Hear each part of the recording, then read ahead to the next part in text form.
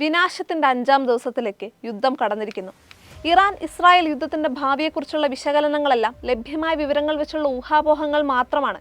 പക്ഷേ ലഭ്യമല്ലാത്ത വിവരങ്ങൾ അതിന്റെ കൃത്യതയെ ദുർബലമാക്കുന്നുണ്ട്. ഉദാഹരണത്തിന്, ഇസ്രായേൽ ഇറാന്റെ മണ്ണിൽ രഹസ്യകേന്ദ്രമുണ്ടാക്കി ഇറാനെ ആക്രമിച്ചത് ഇറാനോ യുദ്ധവിദഗ്ധരോ അറിഞ്ഞില്ല. ഇറാനും സർവ്വശക്തിയും പ്രയോഗിക്കും. ഇറാന്റെ നിലനിൽപ്പ് തങ്ങളുടെ സുരക്ഷയ്ക്ക് ഭീഷണിയാണെന്ന് ഇസ്രായേൽ കരുതുന്നത് പോലെ അമേരിക്കൻ പിന്തുണയുള്ള ഇസ്രായേലിന്റെ വളർച്ച തങ്ങൾക്ക് ഭീഷണിയാണെന്ന് ഇറാനും കരുതുന്നു. അവരുടെ ആണവായുധ നിർമ്മാണ ശ്രമങ്ങളുടെ യുക്തിയും അതാണ്. പരസ്പര ഭയമാണ് യുദ്ധകാരണം. അതില്ലാതാക്കാനാണ് ഐക്യരാഷ്ട്രസഭ ശ്രമിക്കേണ്ടത്. ഇറാന്റെ ആണവ ശാസ്ത്രജ്ഞരെയും സൈനിക മേധാവികളെയും ഇസ്രായേൽ വകവരുത്തി. ഇസ്രായേലിൽ ഉണ്ടായതിന്റെ 10 മടങ്ങ് നാശം ഇറാനിൽ ഉണ്ടായെങ്കിലും ഇസ്രായേൽ പ്രതീക്ഷിക്കാത്തത്ര നാശം ഇറാനും സൃഷ്ടിച്ചിട്ടുണ്ട്.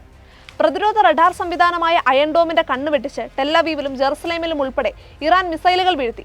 ഒരേ സമയം 100 കണക്കിന് മിസൈലുകൾ വിക്ഷേപിച്ചുകൊണ്ടാണ് ഇത് സാധിച്ചത്.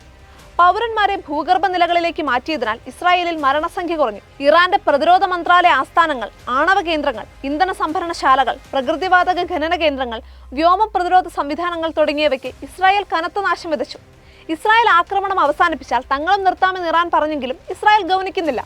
വെടിനിർത്തലിന് മുൻപ് നിശ്ചയിച്ചുറപ്പിച്ച ലക്ഷ്യങ്ങളിൽ കുറെയെങ്കിലും കൈവരിച്ചെന്ന് ഉറപ്പിക്കാനാകും ഇസ്രായേലിന്റെ നീക്കം. ഇറാന്റെ ശത്രുക്കൾ പുറത്തു മാത്രമല്ല, അകത്തുമുണ്ട്. കേരളത്തിലുള്ളത്ര ഇറാൻ ആരാധകർ മതമൗലികവാദികളെ ഒഴിവാക്കിയാൽ ഇറാനിൽ ഉണ്ടാകില്ല.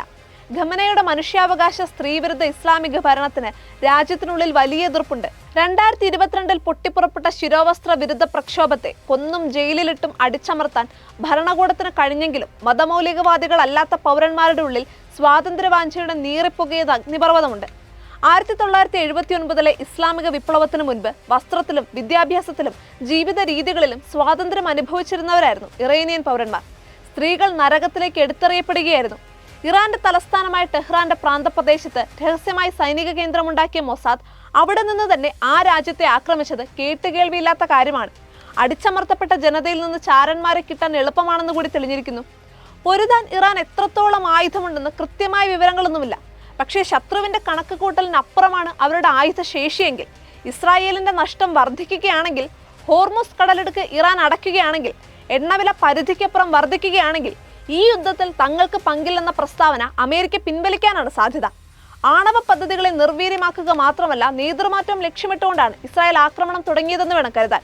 പരമോന്നത നേതാവ് ആയത്തുള്ള ഖമനയെ വകവരുത്താൻ പദ്ധതിയിട്ടെങ്കിലും അമേരിക്ക തടഞ്ഞെന്നാണ് റിപ്പോർട്ടുകൾ. മേഖലയിലെ ഇസ്ലാമിക ശക്തി കേന്ദ്രവും ഹൂതി, ഹമാസ്, ഹിസ്ബുള്ള തുടങ്ങിയ തീവ്രവാദ സംഘടനകളുടെ പിൻബലവുമായ ഇറാനെ ഇളക്കി പ്രതിഷ്ഠിച്ചില്ലെങ്കിൽ തങ്ങളുടെ സുരക്ഷയ്ക്ക് സ്ഥിരതയുണ്ടാകില്ലെന്ന് ഇസ്രായേൽ കരുതുന്നു. ആ ഭീകര കണ്ണിപൊട്ടിക്കലാണ് ഇസ്രായേലി പദ്ധതി. അമേരിക്കൻ പിന്തുണയുള്ള ഇസ്രായേൽ തങ്ങൾക്ക് ഭീഷണിയാണെന്ന് ഇറാനും കരുതുന്നുണ്ട്. ഈ പരസ്പര ഭയം ഇല്ലാതാക്കാൻ ഇന്നത്തെ ലോകക്രമത്തിനോ ദുർബലമായ ഐക്യരാഷ്ട്ര സംഘടനയ്ക്കോ ശേഷിയില്ല. അറബ് രാഷ്ട്രങ്ങൾ ഒറ്റക്കെട്ടായി ഇറാനെ പിന്തുണയ്ക്കാനും ഇടയില്ല. വ്യാപാര സൈനിക താല്പര്യങ്ങളും ഷിയ സുന്നി ഭിന്നതകളും ഒക്കെ കാരണങ്ങളാണ്. ഭീകര പ്രസ്ഥാനങ്ങൾ തങ്ങൾക്കും ഭീഷണിയാണെന്ന് അറബ് രാജ്യങ്ങളും തിരിച്ചറിയുന്നുണ്ട്. പുരാതന ചൈനയിലെ സൈനികോദ്യോഗസ്ഥനും യുദ്ധതന്ത്രം എന്ന പുസ്തകത്തിന്റെ രചയിതാവുമായ സൺസു പറയുന്നത് യുദ്ധമില്ലാതെ ശത്രുവിനെ കീഴടക്കുന്നതാണ് മികച്ച യുദ്ധതന്ത്രമെന്നാണ്. പക്ഷേ ക്രിസ്തുവിനും 5 നൂറ്റാണ്ട് മുൻപ് ജീവിച്ചിരുന്ന സൺസു ഇത് പറഞ്ഞതിനു ശേഷം 2 ലോകയുദ്ധങ്ങൾ ഉൾപ്പെടെ ആയിരക്കണക്കിന് യുദ്ധങ്ങൾ ലോകത്ത് നടന്നു. ഓരോന്നിനും ഓരോ കാരണങ്ങൾ. പക്ഷേ ന്യൂയോർക്കിലെ ലോക വ്യാപാര കേന്ദ്രം തകർത്തുകൊണ്ട് അൽ-ഖ്വയ്ദ ഉദ്ഘാടനം ചെയ്ത 21ാം നൂറ്റാണ്ടിലെ യുദ്ധ കാരണങ്ങളിൽ മുഖ്യം ഇസ്ലാമിക തീവ്രവാദമാണെന്ന് പലർക്കും തിരിച്ചറിയാമെങ്കിലും സമ്മതിച്ചിട്ടില്ല. പരസ്യ ഏറ്റുമുട്ടലുകൾ മാത്രമല്ല, ഇസ്ലാമിക രാജ്യങ്ങളും ഭീകര പ്രസ്ഥാനങ്ങളും ക്രൈസ്തവർ ഉൾപ്പെടെയുള്ള ഇതര മതസ്ഥരെ വംശഹത്യ നടത്തുന്നതും മനുഷ്യവംശത്തിനെതിരെയുള്ള യുദ്ധമാണ്. ഈ ഭീകരതയെ കണ്ടില്ലെന്ന് നടിച്ച് യുദ്ധത്തെയും സമാധാനത്തെയും നിർവചിക്കാനുള്ള ശ്രമങ്ങളെല്ലാം പരാജയപ്പെടാൻ വിധിക്കപ്പെട്ടവയാണ്. യുദ്ധം പങ്കെടുക്കുന്നവരെ മാത്രമല്ല, ഏറ്റക്കുറച്ചിലോടെ എല്ലാവരെയും ബാധിക്കും. അതുകൊണ്ട് തന്നെ അവസാനിപ്പിക്കേണ്ടതുണ്ട്.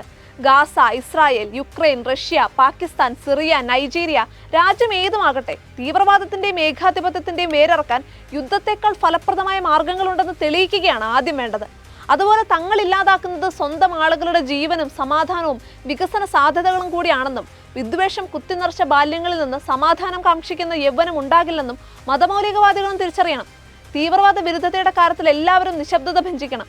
ഐക്യരാഷ്ട്രസഭയുടേത് കേൾക്കാൻ ആളില്ലാത്ത സമാധാന ആഹ്വാനങ്ങളായിരിക്കാം.